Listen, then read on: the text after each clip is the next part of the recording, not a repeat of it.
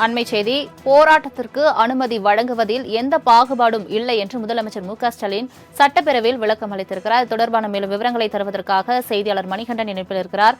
மணிகண்டன் வணக்கம். தற்பொழுது போராட்டம் அனுமதி மறுப்பு தொடர்பாக முதலமைச்சர் மு.க.ஸ்டாலின் விளக்கம் அளித்து வருகிறார். அது தொடர்பான முழு விவரங்கள் என்ன?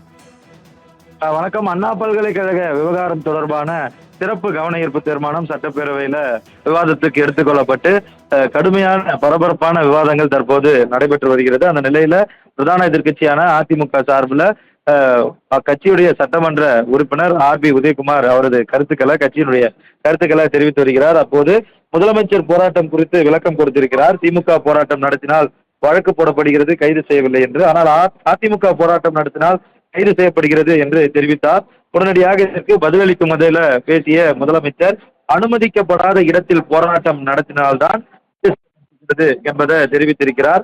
முக்கியமாக இது குறித்து ஏற்கனவே பாட்டாளி மக்கள் கட்சியுடைய சட்டப்பேரவை குழு தலைவர் ஜி.கே. மணி பேசும்போதும் கூட அவர்கள் சார்பில் இந்த விவகாரம் சம்பந்தமாக போராட்டம் முன்னெடுக்கப்பட்ட போது கட்சி சேர்ந்த சௌமியா அன்புமணி கைது செய்யப்பட்டதற்கான கண்டனத்தை அவையில பதிவு செய்வதாக தெரிவித்திருக்கின்றார்.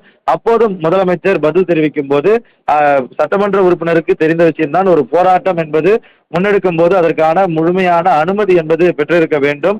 அனுமதி பெற்றிருந்தால் மட்டுமே போராட்டத்தை நடத்த காவல்துறையினர் அனுமதிப்பார்கள். அதுவும் எந்த இடத்துல போராட்டம் நடத்த அனுமதி பெறுகிறார்களோ அந்த இடத்துல மட்டுமே போராட்டம் நடத்த வேண்டும். அதை மீறினால்தான் கைது என்பது முன்னெடுக்கப்படும். அந்த அடிப்படையில நேற்றைய தினம் திமுக முன்னெடுத்த போராட்டம், ஆளுங்கட்சி என்ற முறையில திமுக போராட்டம் முன்னெடுத்திருந்தாலும் போராட்டத்தில் ஈடுபட்டவர்கள் மீது வழக்கு என்பது பதிவு செய்யப்பட்டிருக்கிறது என தமிழ்நாடு முதலமைச்சர் சட்டப்பேரவையில பதிவு செய்திருக்கிறார். அதே போன்றதொரு கருத்தை அதிமுக சார்பில் ஆர்பி உதயகுமார் தெரிவித்த போதும் இதற்கான பதிலாக அனுமதிக்கப்படாத இடத்தில் போராட்டம் நடத்தினால்தான் கைது செய்யப்பட்டது என்பதை பதிலாக முதலமைச்சர் தெரிவித்திருக்கிறார். தங்களின் முழு விவரங்களுக்கு நன்றி மணிகண்டன்.